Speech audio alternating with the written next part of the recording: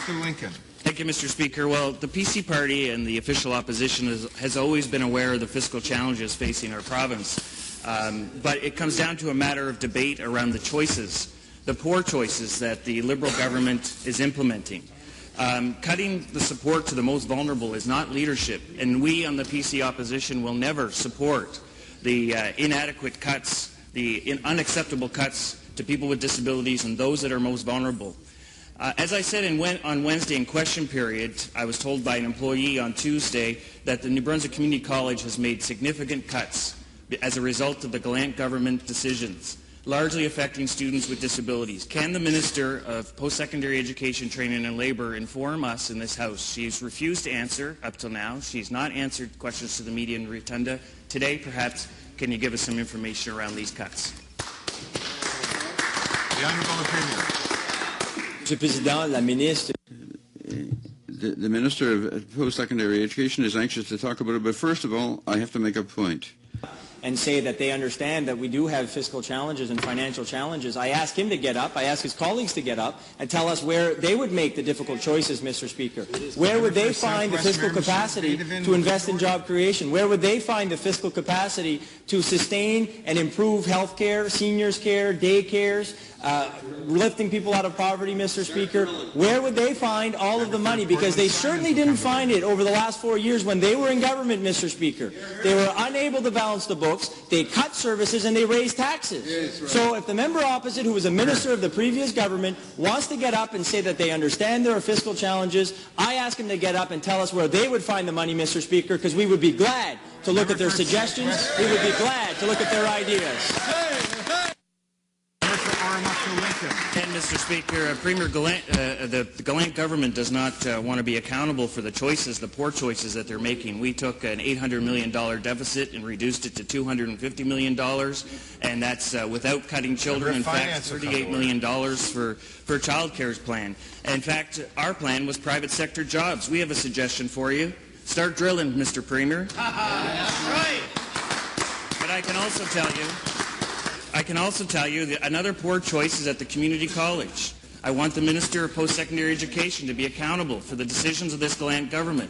Again, this is Disability Awareness Week. Disability Awareness Week, we've not heard one minister's statement recognizing Disability Awareness Week. 17% of the population, the most poorest, marginalized group, according to the World Health Organization. To the Minister of Post-Secondary Education, your cuts to the community colleges as largely affect students with disabilities. Please update this House. Be accountable. Come out and answer. Know your files. Tell us the impact of your poor choices. Time. To the community. The Honourable Premier. Mr. Speaker, the member opposite's condescending tone to the minister is not helpful.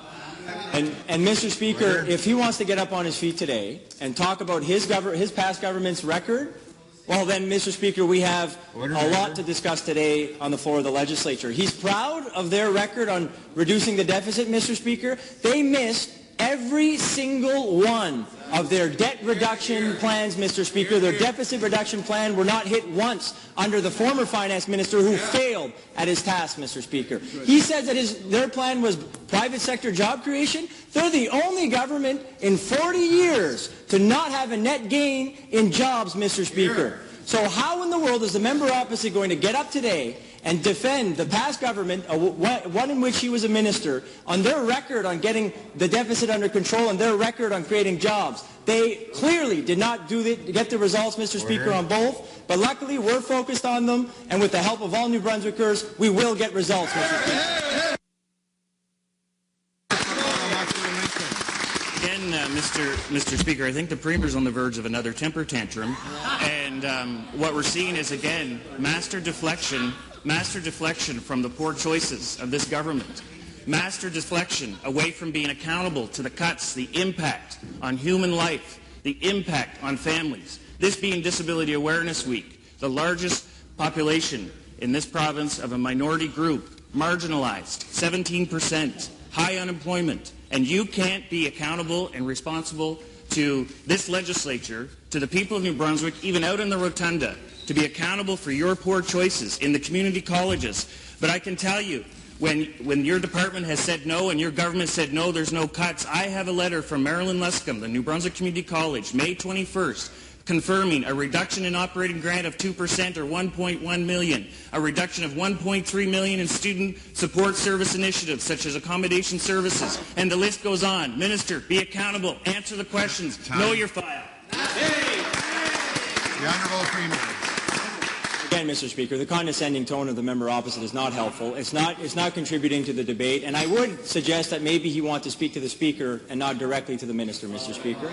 This is potentially the last day of the legislature. It would be nice that we could all leave with our head held up high, Mr. Speaker, and have a good decorum and have a good debate. Mr. Speaker, for the member opposite to talk about Disability Awareness Week is fantastic timing, because I have a ministerial statement that I will be doing after question period, Mr. Speaker, to talk about this important issue. And I certainly would invite him to get up at that point if he'd like to be able to have a nice constructive discussion about how we work together to ensure that we give everybody the opportunity, including those living with a disability. But Mr. Speaker, again, there's an overtone to the opposition's questions. They need to come to the floor of this legislature and go to the public and show everyone where they would get the money, Mr. Speaker, where they would make the tough choices, and how they would create jobs, because they certainly didn't do it when they were in government, Mr. Speaker.